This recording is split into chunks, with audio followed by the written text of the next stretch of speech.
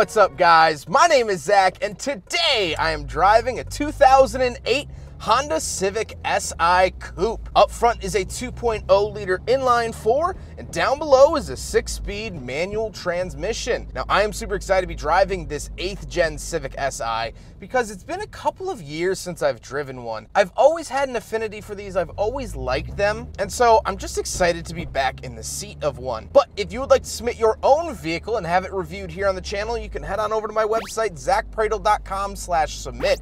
It's a quick and easy submission form. It takes under a minute to fill out and I come out to you.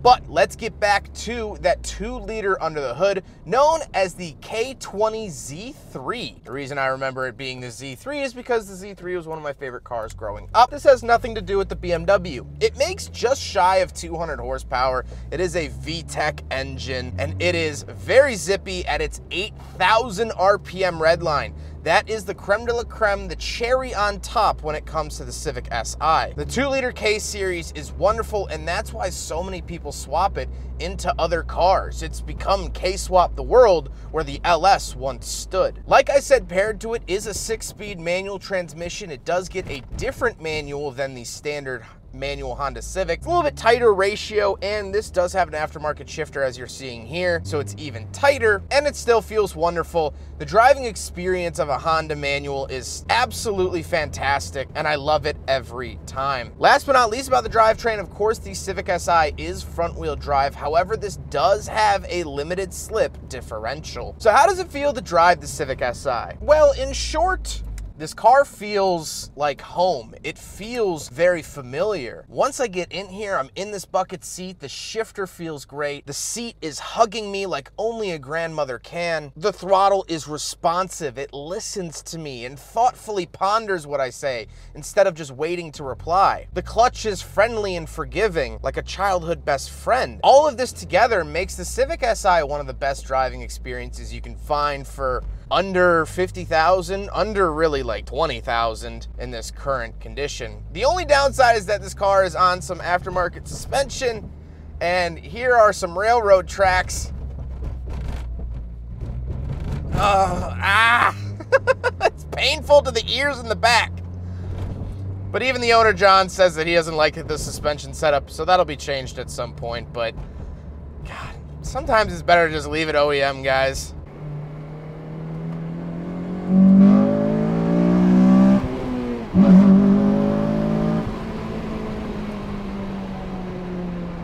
Daddy's home! It really truly does feel like a homecoming type scenario. Ooh, right into the corner.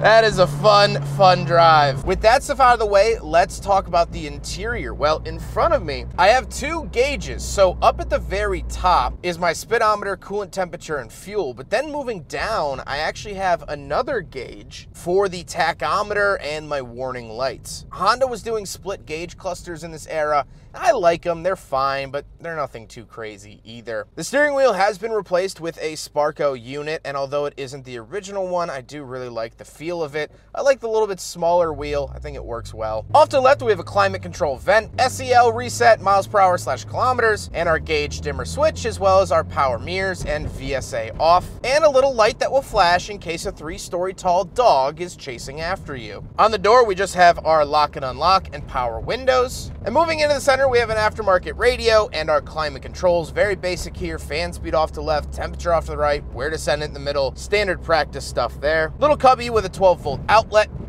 Giant cubby down below, and then we come up to the shifter and handbrake. The handbrake looks like it's shared with the Honda CR-V of the era. Very short and stubby, but that's how we like it here on shooting cars. Well, off to the right, like I said, aftermarket shifter and shift knob, so this is not factory at all, but it feels very, very good, and I am a big fan of it. Down below that, I get a little coin cubby thing, but then we do have cup holders, and so we will big friggin' bottle test the 8th gen Civic Si, and I am beyond pleased to report that it does, in fact, pass the big friggin' bottle test with flying colors as if God intended it to do. What a wonderful automobile! Then we do get a little center console, and like I said, the driver's seat is not factory. And for being aftermarket, my big boy hips usually don't agree, but you know what? It's fine on this Monday morning, and it is agreeing with the slim seats, so I am happy to report that. However, speaking of seats, this is a coupe, and we do have back seats. So let's go do a back seat review. Here's the back seat. The Sparco seat will not let me go back far enough to actually get back there. So here it is. It's a coupe, don't expect much. All right, we're on the back of the 8th gen Civic Si, trunk popper button on the key fob, and we can pull it up. And here is the trunk, decently sized for a coupe. I do have to say, nothing really too crazy to complain about. I do have a little latch right here that will lower the second row, so allowing for a pass-through in there, which is very nice. But other than that, nothing to write home about. You can pull this up, spare tire, things like that. Here's the trunk of an 8th gen coupe. Now we gotta talk about the looks, and I've never honestly been like a huge fan of the looks of the 8th gen, besides the fact that this car has a lot of nostalgia for me. This is one of those macaroni styling cars where they're blobby and round and mushy, but since I grew up with them, I have an affinity for them. I've always liked the look of them just because it reminds me of being a kid. One of my neighbors growing up when I was little had one of these in sedan, and he kept telling me that SI meant super intelligent. Now that family was very full of themselves, and just because some of them went to Notre Dame, they thought that they were the second coming. That's neither here nor there. I think these are interesting. However, getting on to my final thoughts, what do I think driving it? I've loved the driving experience. There's just nothing like a manual Honda. Every single one that I've driven has been great, and that continues here with the 8th gen. However, in order to get a better idea of this car, I have to visit a friend. So this is my friend John, Boosted John. Plug your channel. Where can people find you? Boosted John on YouTube, Boosted John on Instagram, and I do mostly Honda content, so it's my 8th gen. So that's why I want to talk to you. This is your 8th gen Civic. What have been the big pluses? Like, what were the drawing points to this car? And what have been kind of some drawbacks that you don't really like? Yeah, great question. So awesome things about this car. I mainly do the 90s Hondas, and the 90s Hondas are lacking in certain areas that this car makes up for. So for example, this car comes standard with rear disc brakes, comes standard with a K20, making right around 200 horsepower crank, and a limited slip diff from factory, which I think is so cool. Paired with a 6-speed manual and some pretty tight suspension. Obviously mine's kind of trash. As you saw earlier, I went over some train tracks that were cataclysmic. Yeah. Just a lot of bouncing and shaking going on over here. Yeah, it's pretty aggressive. So that's a drawback for sure. But I mean, even from factory, it's a pretty complete package to just have a lot of fun driving, really is, in my opinion. I think it's like, for the money, how these are priced in the market right now, one of the best bang for your buck first enthusiast cars that you could get on the market. What do you love about the K20, or why do you like K20s? I mean, probably the same reason everyone loves K20s. High revving, VTEC crossover is sweet. The aftermarket support is insane.